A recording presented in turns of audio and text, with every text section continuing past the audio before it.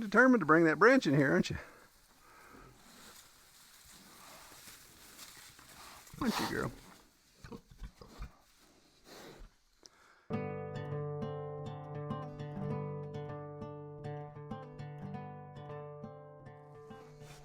Okay, so it's Piglet update time.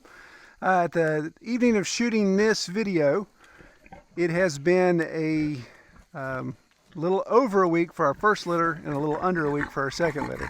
Really? When I'm here working, you're going to do that.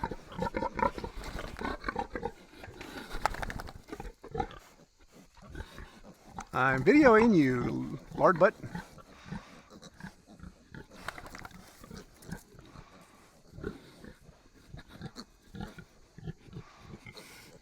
Okay, so as I was saying, it has been a little over a week, a little under a week on our two litters because our litters were 48 hours apart. And as you can see, everybody is still getting along, although they don't really care for me standing right here. But let me give you some updates. We'll start with the bad news. Obviously, there is some bad news. It wouldn't be Red Tool House without bad news, right? So we'll address that first. So the bad news, hey look, beech tree and lemon away. Yeah, want you on that? So the bad news is we started with 16. We had 7 in the first litter and we had 9 in the second litter. And in the second litter, we had a loss of 2. And the first one was a stepping issue. So one of the mamas just caught the back edge of one of our blonde pigs and broke its hip, did some internal damage. It had some issues there. I checked on it for a while. I thought maybe it wasn't as bad as it was, and then later that day realized it was just dragging its 2 back legs around. It couldn't even operate the right back leg, which wasn't damaged, so it must have broken the vertebrae, severed the spinal cord there at some point. So I had to put that one down, which is really tough. I hate doing that, but that's part of it. The other one is one of our black ones from the second litter. I can't find him. And before you say, well, it's because you're letting him out and Merida's getting them. No, it wasn't that. It was the very, very first night. The piglets were barely moving around. To me, it had to be a crushing or a step on, but I dug out that entire nest. I mean, I dug it down to the dirt, checked everywhere. I don't know. The only thing I can think of is that they may have stepped on it and maybe disemboweled it, something that opened it up, because they were still eating the afterbirth and the placenta that evening. So they may have just gone ahead and finished that off. I know that sounds disgusting, but that's how pigs roll. So I just couldn't find that one at all. So 2 lost, 1 I had to put down, 1 I can't find. And I'm just going to chalk that up to crushing, eating. Tell these girls are jonesing for some green. Got to get them out of this paddock. So I threw a couple beech limbs in there and they're just going at it.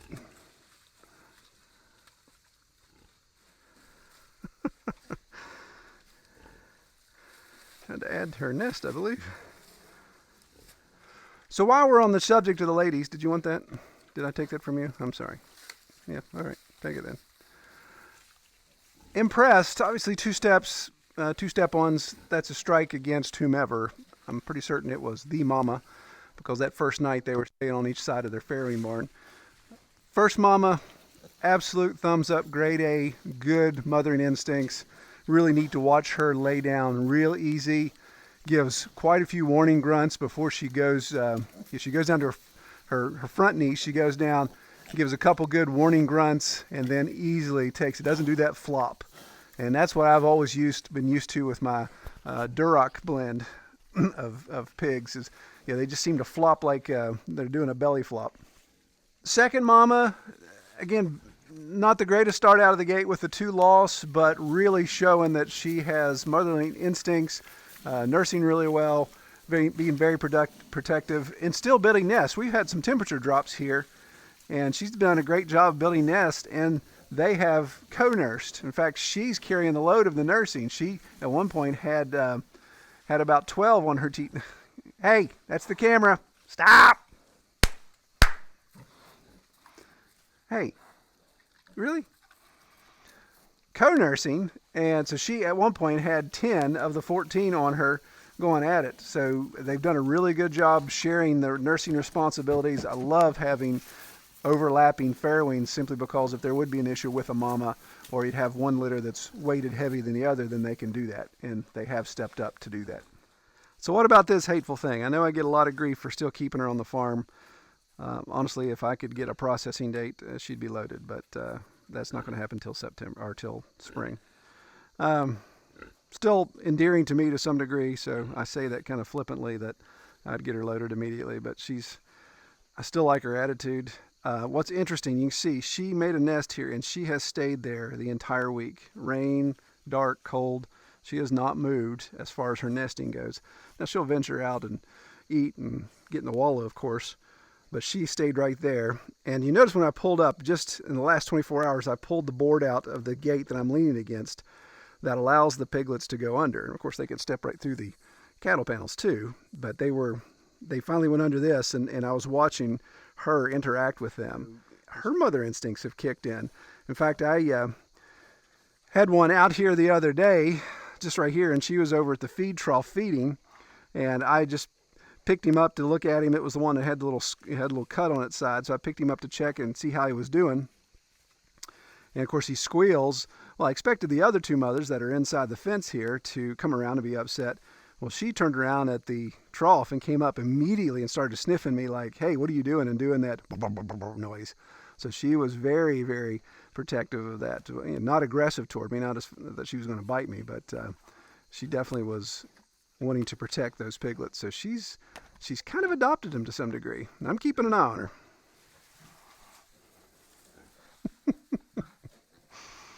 You're determined to bring that branch in here, aren't you? Aren't you, girl? So an interesting note, you'll see, obviously, I don't know who the daddy was. That's if you go back in our video where we announced that somebody's pregnant, that explains why I don't know who the daddy is. I got 3 boars, and they were all intermingled here at that time when the breeding happened. So you've got some of the black, got some of the brown, and got some of the blonde. And you might say, well, that's a white pig. These pigs are actually blonde. They have a yellowish tint to their hair, and then of course their stripes. So their lighter stripes are actually what I would call a white pig or a pink pig. But it's hilarious, the fact that they are blonde. I talked to David Crafton at Six Oaks Farms, where I got these pigs, and he was amazed that I had 3 blondes out of 1 litter. He said that's about a 1 in, see, they're laying down easy. That's about a 1 in 400 chance that he's experiencing with his litters that you have that you get the blondes. And he said that's pretty rare. So again, I'm not going to keep any of these for breeding simply because not knowing who the father is, that just messes everything up from the go. So out of these 14, actually every single one of them spoken for, in a sense that there's some deals that we have that people are going to get them to raise. I'm going to raise out a couple for some other people in exchange for a beef. And then, of course, we'll finish some to have pigs available for processing. Just talk about belly flop. They don't belly flop. That was the biggest belly flop I've seen. Shows you what I know about pigs, right? So anyway, so we'll finish some out, but we're not going to hold any back right now for breeding simply because of the breed line. So what's our next project here? Well, actually, the next thing I'm going to do is prepare for castration. All the boars need to be castrated except for one. There's one that's going away off the farm that will remain intact, so he can grow to do his job. But we've done plenty of videos on castration. I don't know that as a controversial topic as it is now, I don't necessarily want to do a specific video about that, but we'll show leading up to that in a future video. But the first thing I want to do, of course, to do this safely and to do this without stressing everybody out, including me, is we want to be able to separate the piglets from the mamas. So the reason I built this farrowing barn the way it is, I've got some doors. I want to build some doors, half doors here, that I can close and lock down real tight keeping the piglets inside the farrowing barn as I gather them up, the boys. And the mamas, of course, are out here. So what we'll do is we'll mount these two gates with the mamas on the outside, piglets on the inside is the plan. We will open this gate and actually get the mamas out. So that will allow me to have almost two buffers there. Back the side by side up to this side wall and take my large tote, pick the piglets up and put them in the tote, put the lid on the tote, and drive down to the main barn to do our castration process. But first, I need to get my gates built.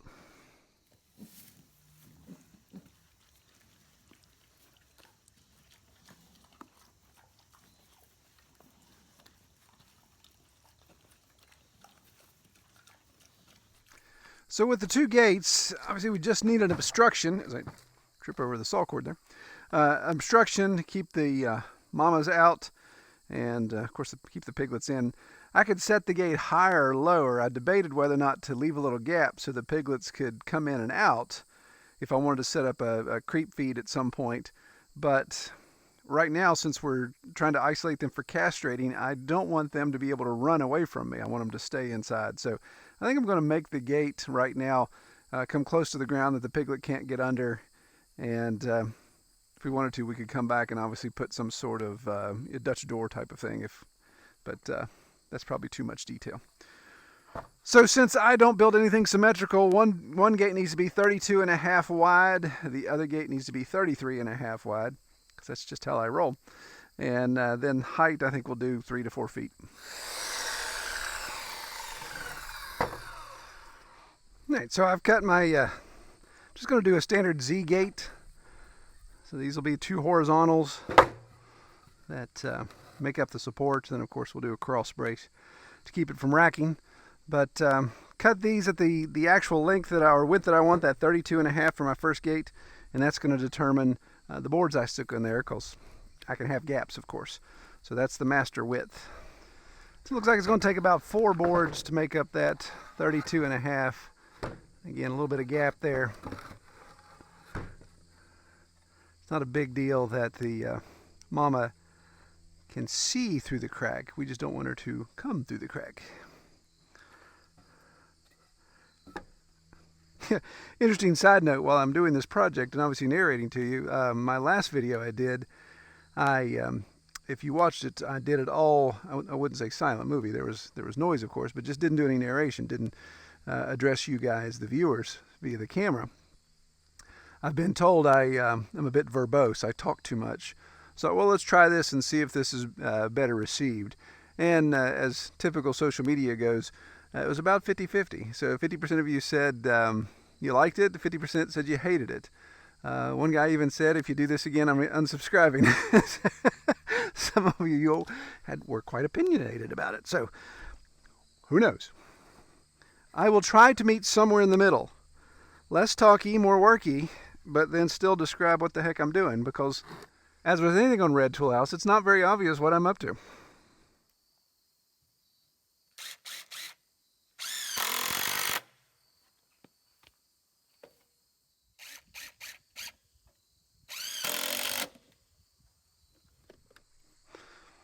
Okay, so now we just need to flip it over and put our Z-brace on to give it more stability.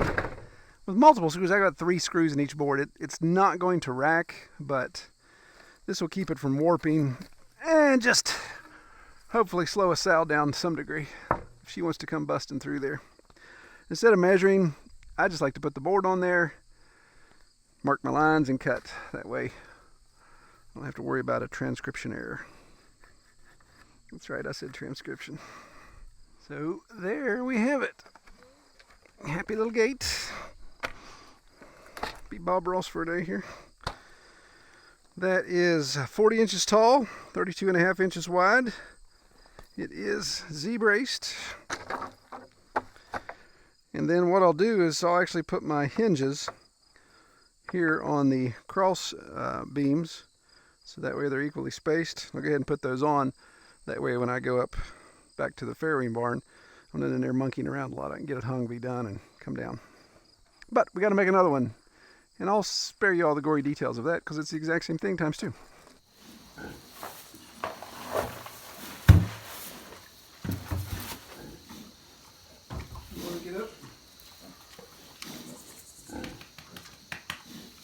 there, Chunky? Chunky Monkey? What are you in here, dudes? Come on. Ladies. Come on. Come on, give me a break. Come on.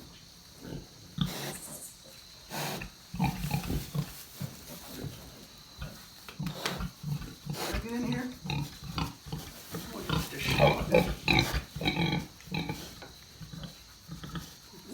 Yeah, that's the spot right there. Oh, that's the crazy spot. That's the good scratching spot.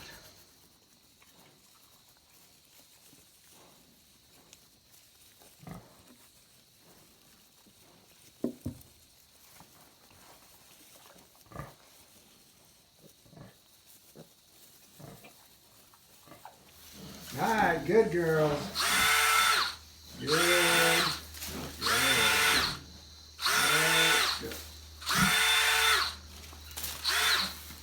Very nice, ladies. Very nice.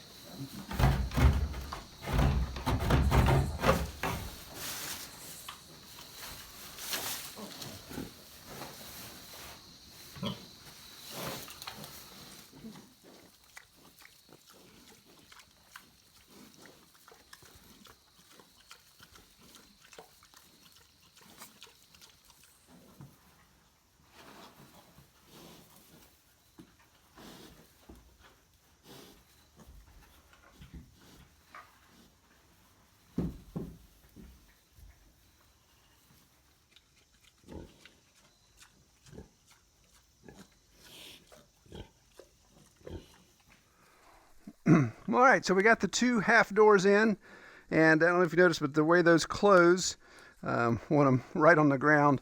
Even had to do a little bit of digging with my mattocks to keep it flush. Obviously, don't want the piglets sliding under.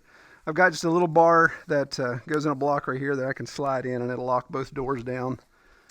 But we'll our next video will be our gathering for the castration. We're not going to show the castration process. Like I mentioned, I've got a video that shows that way back. But we will video the plan of catching these up, because that's always entertaining, whether it works or not. All right, appreciate everybody watching. Take care.